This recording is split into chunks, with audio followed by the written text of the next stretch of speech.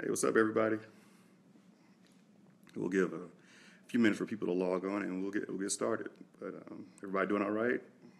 Got a case of the hump days? What's going on?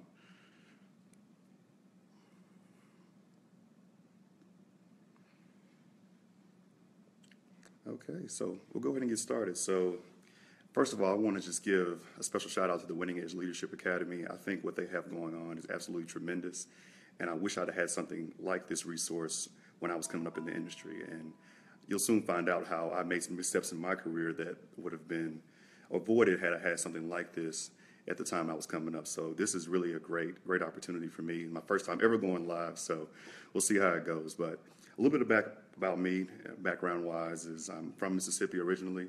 I got my education at the University of Mississippi in undergrad with an exercise science degree, and I worked in the athletic department with the Olympic sports, working in that strength and conditioning realm, just kind of seeing how I like that piece of it. And that was a really good experience to work with the student athletes and learn what was really important to them. And I transitioned from there to Baylor University, where I got my sport management master's degree and also worked as a grad assistant in the American Football Coaches Association. And that was a great organization. And also doubled as a strength and conditioning coach with Baylor Athletic Performance. So I learned a lot. Days usually started at 4:15 a.m. and probably didn't end around 9 p.m. So definitely a good experience to get my hands in a lot of different areas and get a lot of value from that. So moving from there, I went on to Chick-fil-A Peach Bowl while I did an internship in football operations. And again, another great experience, and I still maintain close relationships with those people and still volunteer on a regular basis. Currently, I'm at IMG CLC, and it's right down the road from the Peach Bowl. And that relationship from the Peach Bowl is what helped get me here. So I'm very thankful for those people over there, and we still maintain great contact. So most recently, this is kind of the bigger project that recently came out with, and this is my first book in collaboration with my mentor, Ty M. Brown, who's my supervisor at the American Football Coaches Association, and it's called The Blueprint for a Successful Career. It can be found at our website, theblueprint.career, as well as on Amazon. And we profiled three parts of the book for career development for young professionals. The first being kind of the lay of the land. It's understanding where you are and what it's going to take to get you to where you want to be. We transition from there and moving forward into the cultivating your career field piece, and that's things such as attending conferences and writing for different sites, such as me with Front Office Sports. All those things are important to really developing that personal brand, and Ms. Siobhan Mansfield talked in length about that in an earlier pep talk if you want to check that out. And finally, we move into the piece about reaping the harvest, and that's where the relationships really come into play. Until you've gotten your mentality and your brand to a place where it's solid and robust, people won't put their jersey on your back. And I'll kind of go into that analogy a little bit later on in the talk. But it's really important to take care of those first couple of steps. And as you move forward, people will really believe in you, and they will be willing to help you and go to bat for you to help you advance your career. So the three phases of this talk are going to be, first and foremost, kind of going into some theory about building relationships. Then we're going to move into the social media piece and also the handwritten notes. So there's a kind of different mediums you can use to get to that point and build those relationships kind of starting out. And then it'll finish up with the jersey piece and how you can have people put their jersey on your back, so to speak. So first and foremost, building relationships to me is a lot like crafting your resume, in that there's no one way to do it. It just needs to genuinely reflect who you are, what you are about, and what value you bring to the organization. So that's kind of how I look at building relationships. Everybody does it differently, but they can be equally effective depending on who the person is and how you go about it, as long as you're consistent and authentic about it. And I've seen, kind of in my experiences, sometimes soliciting relationships can be a little parasitic or even one-sided. You may see someone that may have a title or position or something you may be seeking, and you can be enthralled or enamored by that position, and you may not really get to know the person. And when you don't really have that real deep tie, that real deep relationship with that person, then that relationship will never really take root and really blossom and spring out and sprout, so to speak. And so I think it's really important to understand that you have to bring value to other people and to other organizations when you're soliciting those relationships. And you have to think about, ask yourself the question, what value can I bring to them, as opposed to what can they do for me? And that's two different ways of thinking about it.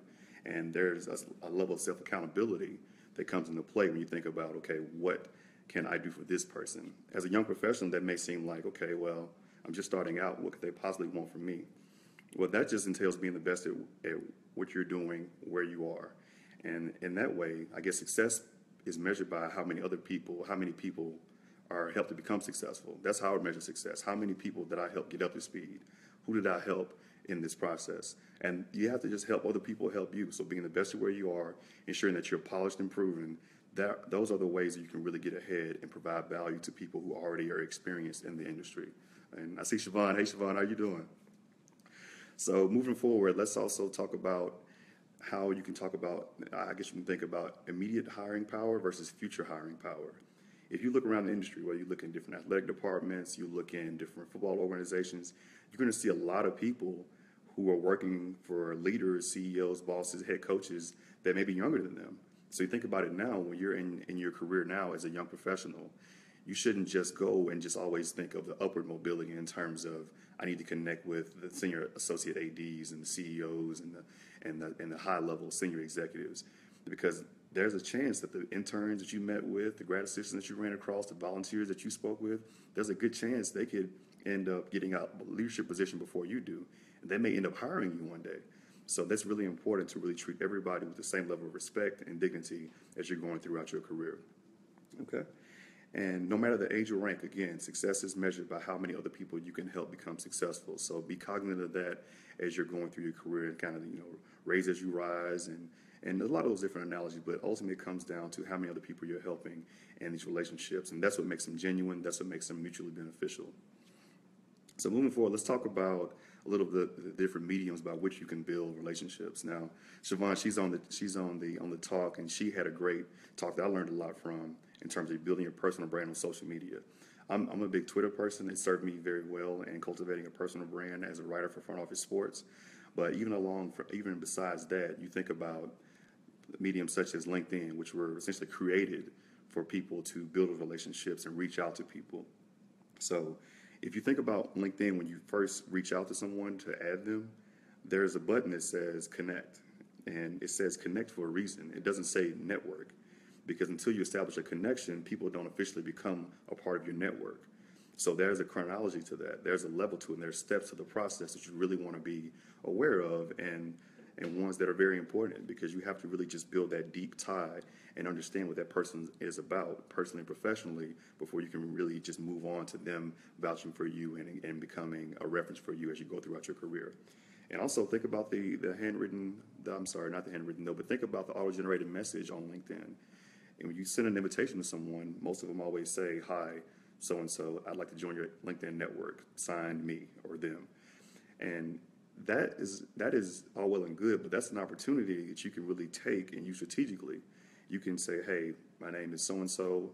I followed your career. I'd love to learn more about you." I mean, it could be something so simple, but that could go a long way in differentiating you from other people who may be reaching out to establish a connection on that front. So just something to be aware of, and you can do that both on your mobile phone as well as your desktop. They have ways where you can edit that auto-generated message, and that's actually been a great tool for me. A simple one, but you'd be surprised how much is not taken advantage of.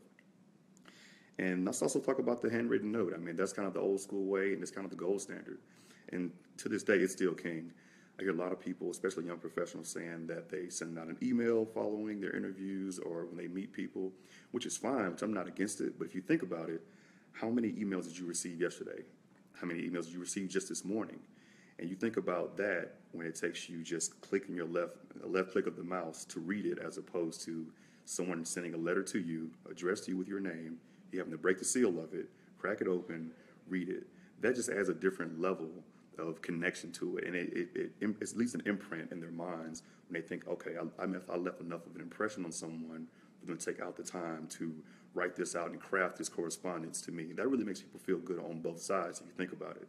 So if you're going to send an email, I would always suggest following up with a handwritten note, and that is one way. And I detail a story in the book, but that essentially helped me get my first job, is going that extra step and also delivering it in person. So something that can be really beneficial to you if you use that medium or that tool strategically. And if you're only sending handwritten notes to high-ranking people, again, you're still wrong. Everyone is important. So interns, grad assistants, everybody's important. So if you're going to send one to a CEO or an executive, it also needs to go to people who may be at your rank or in terms of level, maybe below.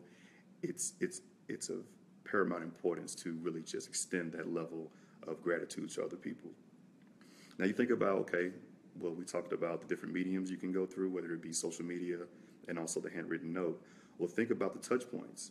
That's what gets you in that realm of relationships beyond the handwritten note is your touch points. Whether you're in town for a conference or in town for a game, you want to make sure that you're reaching out to people. You want to make sure you want to sit down with people, let you know you're thinking about them, and that's all works with their different interests. If you know someone likes a certain book genre or a certain food, a certain beverage, it wouldn't hurt to send a gift card or something or a book from Amazon to them and say, hey, I know you like this particular blank.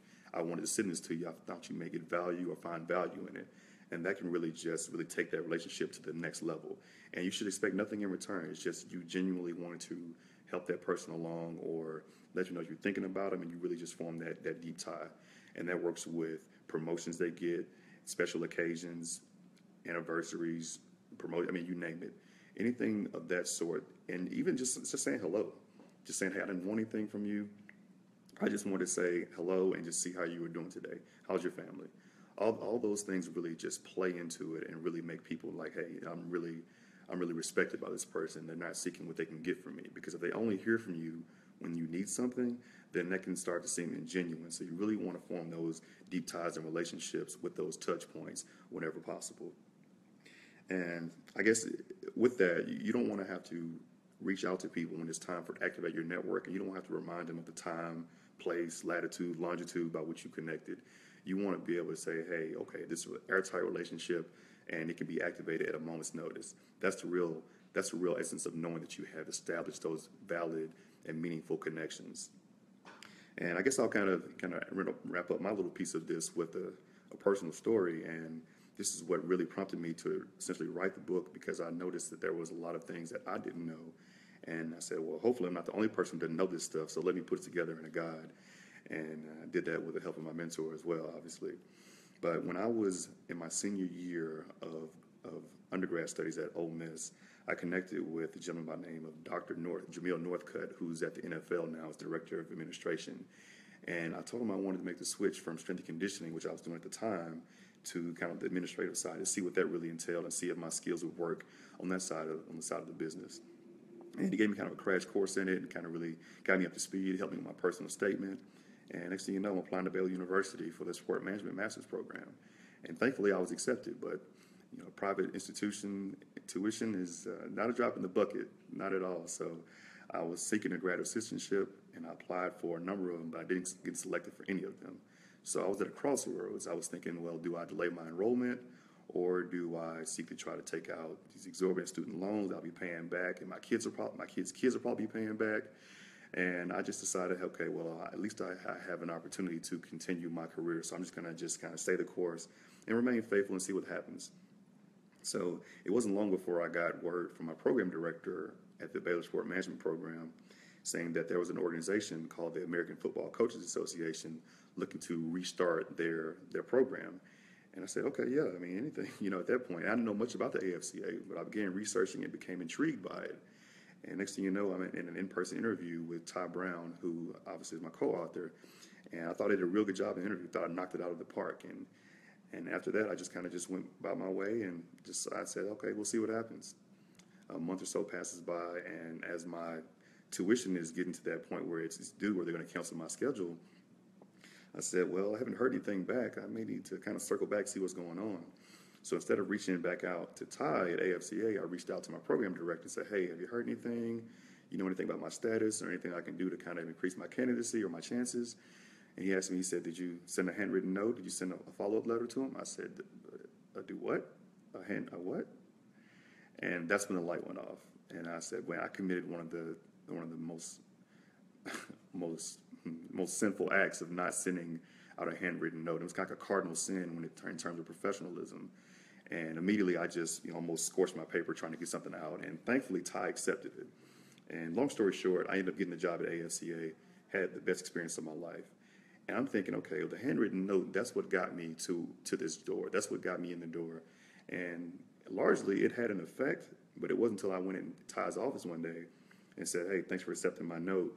I know that was really important to getting me here. And he looked me in the eye and he said, that really didn't have much to do with it. I said, what? I thought that was like the gold standard. I thought that was what you're supposed to do. He said it is, but the timing of yours was a little bit off. So I had to go a different route to figure out who you were. So Ty informed me that in the summer that I was waiting to hear back about the AFCA deal, he went to a conference and he saw a gentleman that was wearing a sport coat and had an Ole Miss lapel pin on it. And it happened to be my mentor, my first mentor, Dr. Jamil Northcutt. You know, it's just crazy. It's crazy how things work out like that. But you understand that's not by chance. That's called favor, and that's all attributed to God and His plan. So he went up to the gentleman and said, "Hey, would you happen to know a guy by the name Will Bagg? I can't really find much on him online. Would you happen to know anything about him?" And immediately, Dr. Northcutt plugged me, and that's how I got my start in the industry. It wasn't anything I did, but because Dr. Northcutt trusted me, he put his jersey on my back, and knowing that I would represent him well in my professional career wherever I went. And to this day, that's what has really shaped my career and really what I really harp on. When I'm working for someone, working with someone, I want to present myself in such a way that they would put their jersey on my back and allow me to represent them without reservation anywhere I go. So anywhere I go. So that's really important, and that's something I would encourage you to do. And think about whose jerseys do you have on your back. When you walk somewhere, say that's so and so's guy, that's so and so's girl. They should know that comes with level of accountability, and anything you do, whether it's good or bad, then reflect back to that person. And those people have worked hard to cultivate their brands and their professional profiles. So if you do anything that would reflect negatively on them, then you could really just mess up or sabotage the relationship and also you all's respective careers in that sense. So that's just something that to really think about when you're going through your career. Whose jersey are you wearing? How are you representing people? And how you're presenting yourself? So that's the largest. That's the kind of my big picture view on building relationships and connecting. So I see a question from the Academy. It says, what is the biggest mistake you see young people make when they're reaching out to build their network? Well, I think one of the biggest mistakes is the first thing they do is they send out an email and immediately they're attaching their resume to it. And that's not always the good move, because you want to, again, seek to establish that relationship or the connection, see if you can find common ground, because it looks a bit self-serving if the first thing you do is send out your resume the first time you speak to someone. It's just like if I was just to meet you in a restaurant and you ask me if I could pay for your food.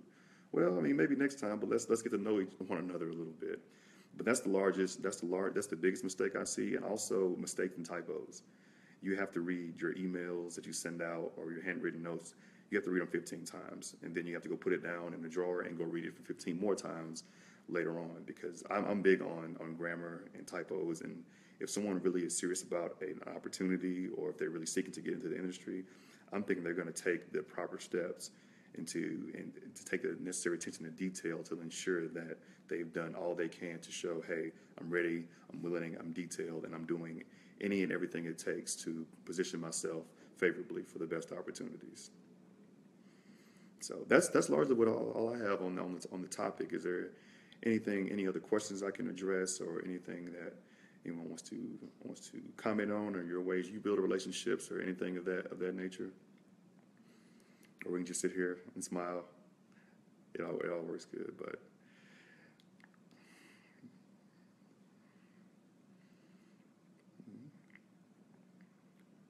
three key points, and these are ones I guess let me backtrack a little bit. So I say when you're looking to build relationships, especially if you're going through the social media route, and granted that's what we're using now, I say use social media in a way that lifts your profile. And I say lifts as an acronym, and that just simply stands for LinkedIn, Instagram, Facebook, Twitter, Snapchat. If you're using those mediums or those platforms, make sure it's lifting your professional profile in some type of way. You know, in other words, post with a purpose. I wouldn't just get on there and just do it just to say, hey, I'm present. You want to make sure that you're using that strategically, because people are Googling you and they're checking with people who may not be in your direct network or on your reference list. So everyone is watching. So those 6 degrees of separation that people often talk about, well, in sports, it's pretty much about 1 or 2. So those key points are really just, obviously, you know, I guess the undertaking of building relationships is they reflect who you are, what you are about, and what value you bring. Those are those three key points that I like to harp on when it comes to building those relationships. Are there any other questions?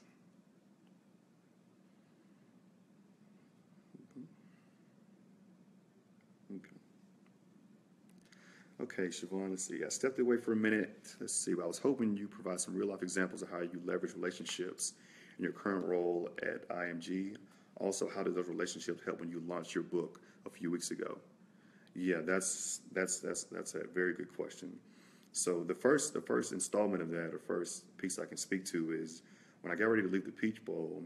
The Peach Bowl is a client of the Collegiate Licensing Company, which is a subdivision of IMG. So that's the company I work for, is on the licensing side, as opposed to the one that's more well known as in the sales and fundraising piece and ticket solutions piece.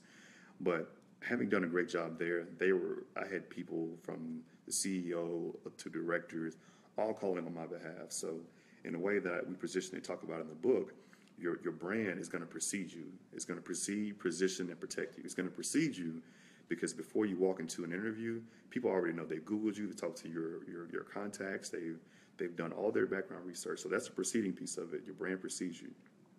Also, it can position you. It can position you. It can put you in position to make a play and to capitalize on the opportunities that are presented to you. And third, it can protect you. When you have established a certain standard for your professional life and career, there comes a sense of respect and reverence for it. We're saying that, hey, I know Siobhan's not going to go for this, or I know Will's not going to go for this. So there's certain things I want to approach you with, knowing that you have certain standards that shape your professional career. And the relationships piece, when it came to launching a book, I mean, that was absolutely huge. I mean, the biggest piece of it was having those relationships and having built those in that process of writing the book. And I profile a lot of the stories and relationships that I had. But when it came time to have endorsements, that was a big thing about it, because you have to really just say, hey, there's people who really believe in this product who may have that name recognition. And one of them was Coach Bill Curry, and he was instrumental in getting the book to where it needed to be in terms of him understanding what we were trying to focus on, him providing feedback and advice. And also Coach Grant Taft, the former executive director of the American Football Coaches Association, he wrote out afterward. And even within, I have stories I've worked with Mac Brown and people like Mike Singletary. And those relationships and reaching out to those people for feedback, those are what kind of gets you over the hump. And because people are skeptical and they have to spend their money. So they want to know that, okay, people believe in this product who have gone through, have had successful careers. So if they say something that's pleasing or that's highly regarded about it, then it must be valid. So those are my big things there. And my 3 P's are precede, position, and protect. That's what your brand does for you. Precedes you, positions you, and protects you. And takeaways, I don't really have any real takeaways aside from what I covered, aside from saying that everything you do, everything that you involve yourself in needs to be performed at a high level, whether it's your work ethic, whether it's the way you treat people. All those things work together and they transfer. In the way you treat people, the way you present yourself, all those things are what's going to ultimately build your career. Because at the end of the day, the person you are when no one is looking is going to determine the professional you will become. So that's all I have. So if there are any more questions, then this will be my time. And I hope you got something away from this talk. Again, this was connecting versus networking, and understand the difference. Build those connections and seek to prosper in all you do. And finally, on the book, again, you can find it at theblueprint.career, just theblueprint.career.